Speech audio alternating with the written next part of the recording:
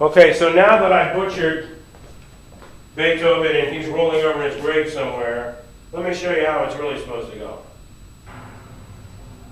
Maestro Bernstein at the conductor.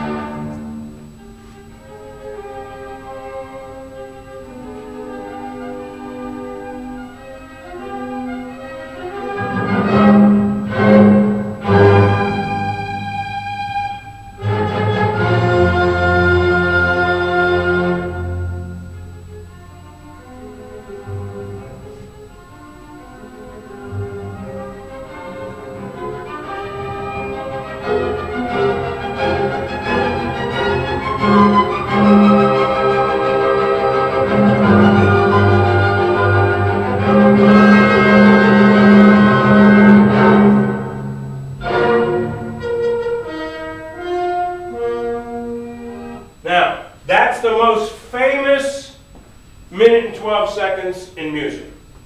Period. It's not the Star Spangled Banner. And the thing that's so fascinating about that minute and 12, the minute and 12 minutes, minute and 12, 72 seconds of music, is that Beethoven struggled for months on just writing the first 4 notes. And we know this because Beethoven, he didn't have any whiteout. And he incessantly would write. And if he didn't like something, he didn't throw it away. He would just simply take the paperwork and throw it off his desk. And he had assistants, valets if you were, or something, someone who would pick up after him.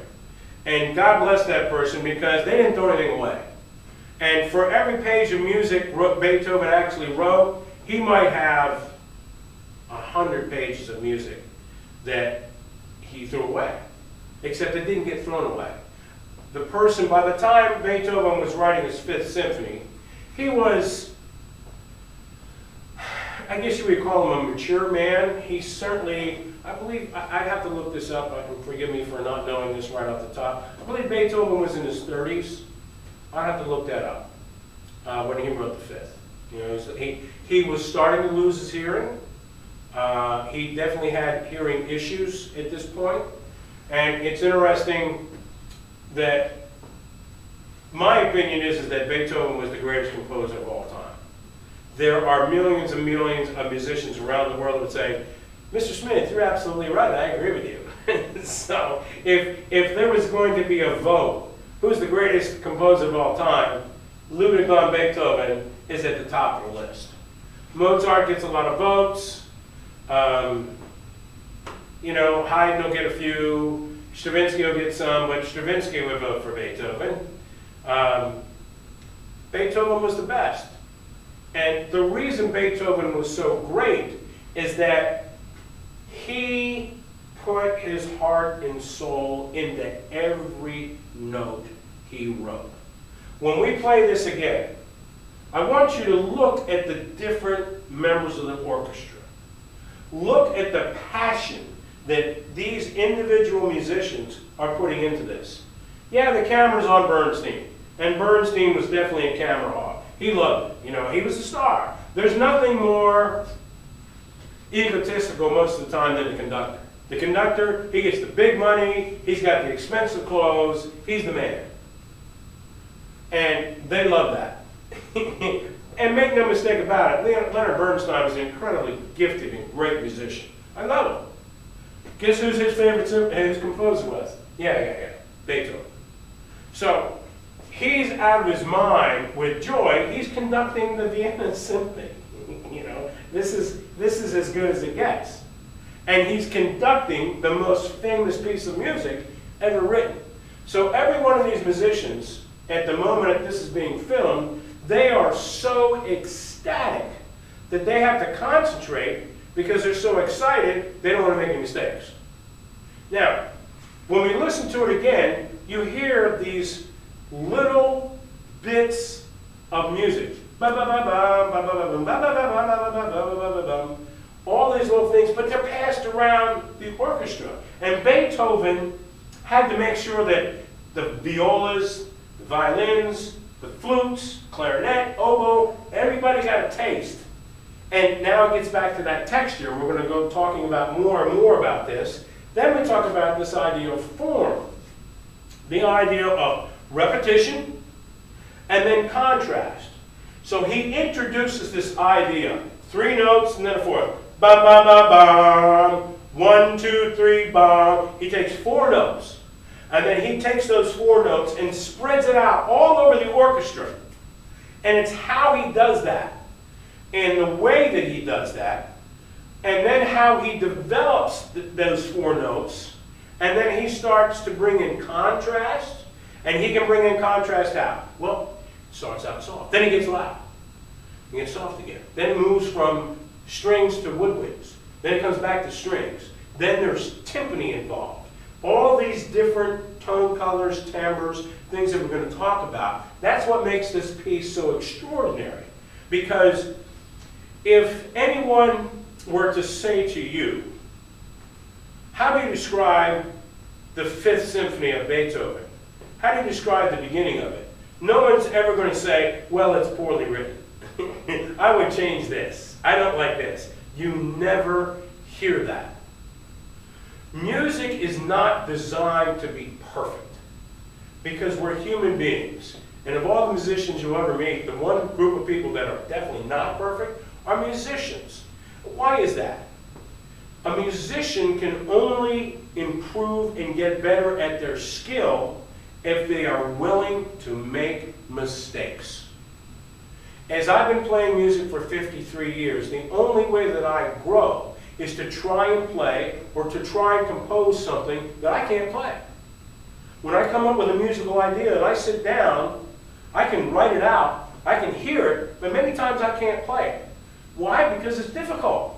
Because the music that excites me is something that I have not heard, or something that I want to try that I've never been able to play before. So a musician has to buy into this idea of making mistakes, of working on something that they know they can't do. And that's what makes music so exciting for me, because all of these musicians that you see here on the screen and listen to, and I have the complete symphony in your listening folder, when they first played this music, they couldn't play it very well.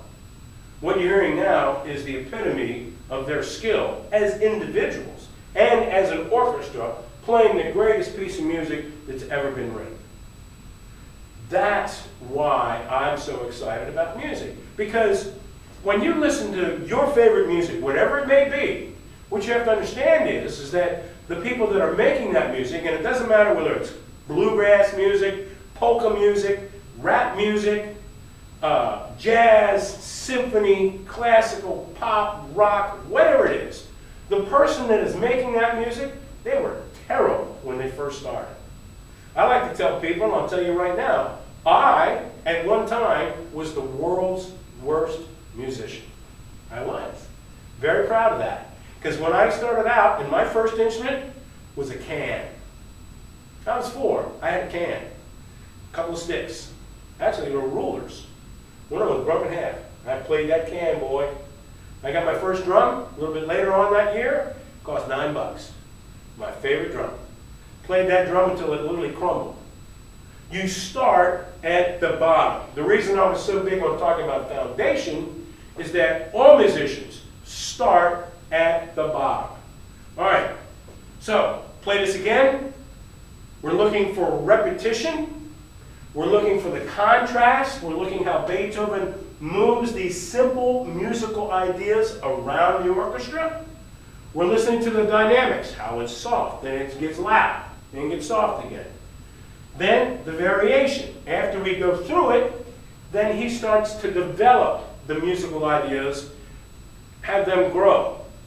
It's sort of like you go to a cornfield and farmer plants his field. What do you got? You got a field of dirt. There's nothing there. Then what happens? Then you start to sprout out of the ground. Well, then what happens? Then it starts to grow. Then you get the tassels. Then you start to get corn. Well, the idea of those tassels and that growth and that corn, that's your variation. That's your contrast. Because a corn plant, when it's only a foot out of the ground, looks way different than when it's a 6 foot, fully grown stalk of corn with the tassels coming out and with ears of corn sprouting all over it. Different. Same plant, but it's in a different place. Same thing with a symphony. Let's hear it again. And feel free to listen to this as much as you want to, because it's my favorite.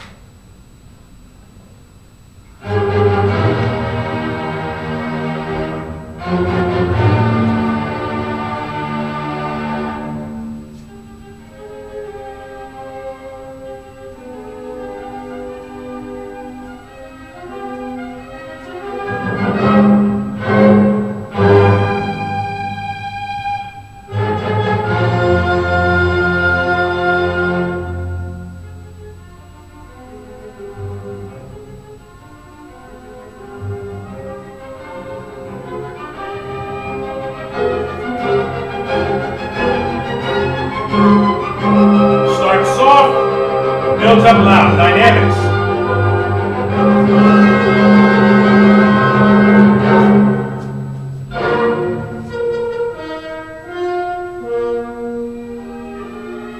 There's your variation.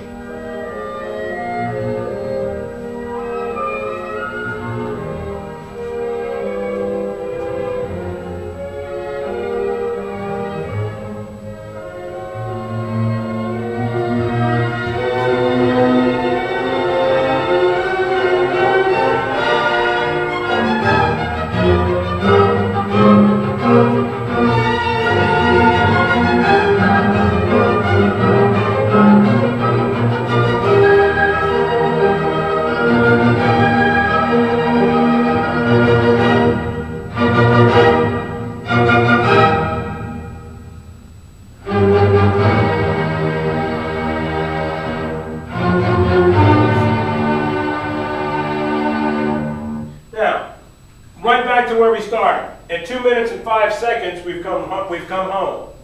Started out with that theme, developed it, had repetition, then we moved the parts around the orchestra, then we developed it, had some contrast, and then some variation, and then what does it do? It comes back around, comes back home in 2 minutes and 5 seconds.